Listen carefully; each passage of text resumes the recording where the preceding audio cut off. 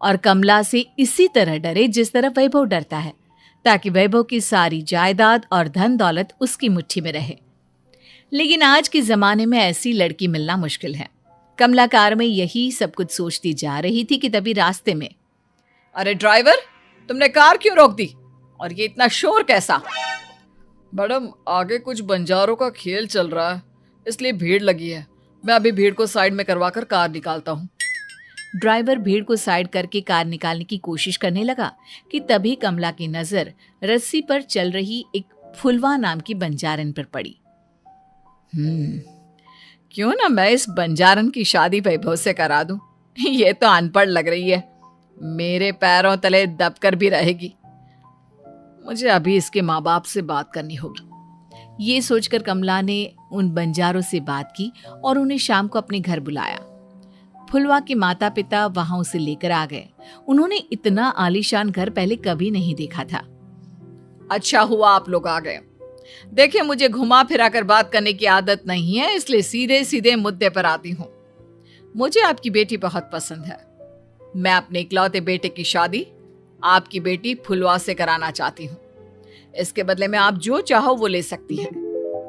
तभी फुलवा की माँ कहती है, ये क्या कह रही है मैम साहब?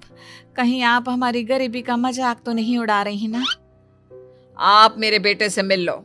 अगर आपको मेरा बेटा पसंद आता है तो मैं कल से ही शादी की तैयारी शुरू कर दूंगी।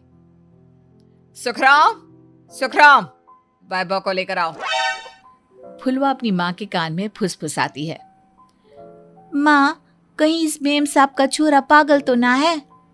फुलवा अपनी माँ से बात कर रही होती है कि वैभव वहां आता है। फुलवा उसे देखती ही रह जाती है और उसके माता पिता उसकी शादी तय कर देते हैं। शादी वाले दिन किसी को फुलवा और वैभव की बेमेल विवाह की बात समझ में नहीं आती। फिर भी एक औरत कमला से पूछ ही लेती है, कमला जी, आपने अपने इकलौते बेटे की शादी देहाती गवार से क्यों करा दी? ये बंजारन आपके घर की बहू बनने लायक तो नहीं है। कम से कम अपने स्टेटस का ही ख्याल कर लिया होता। बहू तो अपने टक्कर की लाती, आपने तो बंजारन को ही बहू बना लिया। अब कमला को समझ में नहीं आ रहा था कि इस बात का क्या जवाब दे। वो कुछ देर चुप रही और सोच समझ कर कहती है, बहन जी, आपको तो पता है आजकल के बच्चे किसी की बात कहाँ सुनते हैं। मैं तो अपनी बहू एक पढ़ी लिखी और अपनी सोसाइटी की ही ढूंढ रही थी। लेकिन मेरे बेटे ने मेरे सामने इस बंजारन को लाकर खड़ा कर दिया। बोला कि मैं शादी करूंगा तो इसी से। अब भला मैं क्या करती, मुझे अपने बेटे के सामने झुकना ही पड़ा। कमला की ये बातें सुखराम भी सुन रहा था। उसने ये सारी बातें वैभव को जाकर बता दी। काका, मैं तो फुलवा को जानता भी नहीं, फिर माँ मेरे बारे में झूठ क्यों कह रही है? अरे बेटा, तुम कितने भोले हो, तुम्हें कुछ भी नहीं पता।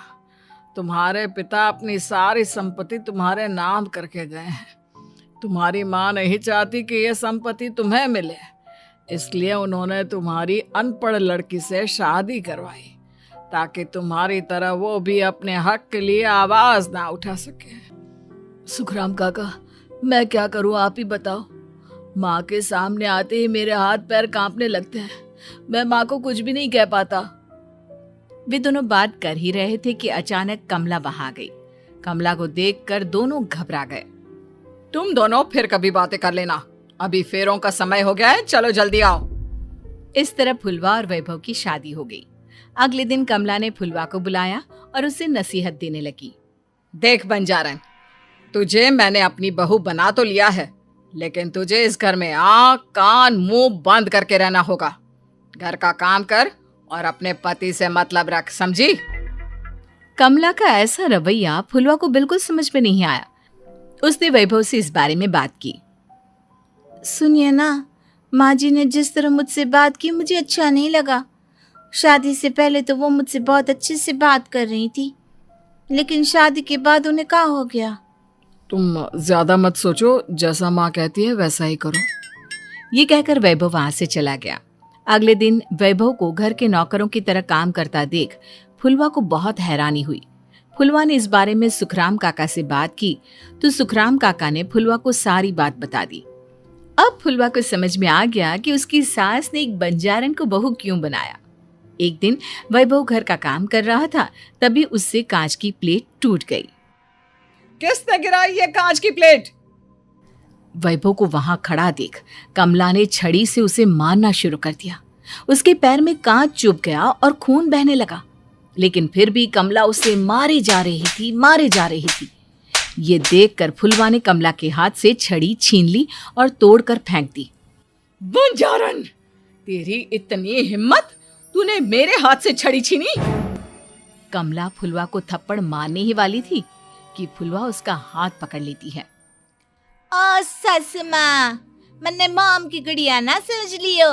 बंजारन हो बंजारन, ईंट का जवाब पत्थर से देना जानती हूँ। आज के बाद मेरे या वैभव जी के ऊपर हाथ उठाने की सोचियो भी ना, समझी ससु माँ? ये कहकर फुलवा वैभव को लेकर वहां से चली गई। उसने वैभव के पैर पर पट्टी बांधी, उसके आंसू पोंछे। वैभव ने पहली बार किसी के दिल में अपने लिए इतना प्यार महसूस किया।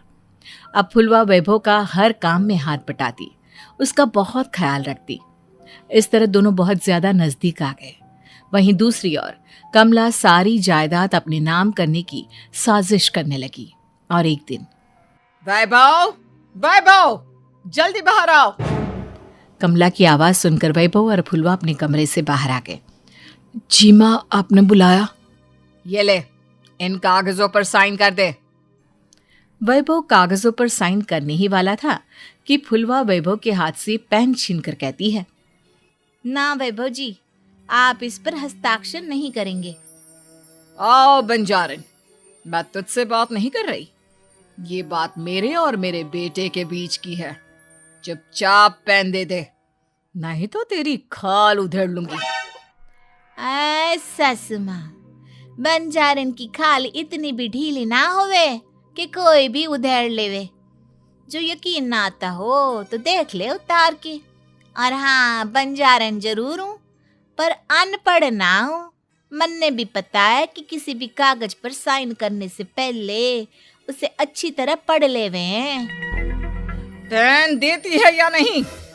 ये कहकर कमला फुलवा को मारने आई तो फुलवा ने कमला को धक्का दे दिया और वो नीचे गिर गई।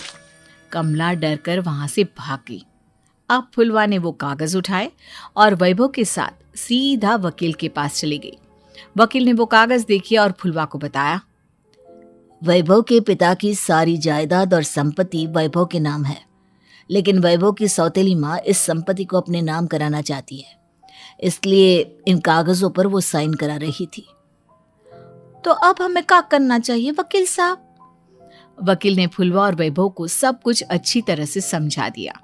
अब दोनों घर पर पुलिस को लेकर पहुंचे। कमला पुलिस को देखकर घबरा गई। पुलिस ने कहा, आपके नाम की कंप्लेंट हुई है, आपको हमारे साथ थाने चलना होगा। कंप्लेंट? कैसे कंप्लेंट? आप अपने सौतेले बेटे पर बहुत अत्याचार करती हो, धोखे से सारी जायदाद अपने नाम करा रही थी। अब नहीं इंस्पेक्टर साहब, जरूर ये मेरी बहू की कोई साजिश है, इसने गलत कंप्लेंट की है। मैडम, शिकायत आपकी बहू ने नहीं बल्कि आपके बेटे वैभव ने की है। कमला वैभव का नाम सुनकर दंग रह गई। जिस बेटे ने कभी उसके सामने सर नहीं उठाया था, आज वही बेटा उसके सामने पुलिस को ले आया है। वैभव, तुम्हारी इतनी हिम्मत कि तुम पुलिस को ले आए? हाँ माँ, मैं लाया हूँ पुलिस को, और मेरे अंदर इतनी हिम्मत कभी ना आती अगर फुलवा मेरा साथ ना देती। आपने बंजारन बहू को लाकर अपने ही पैर पर कुल्हाड़ी मारी है माँ। मैडम, अब की बात खत्म हो गई हो तो चलो हमारे साथ।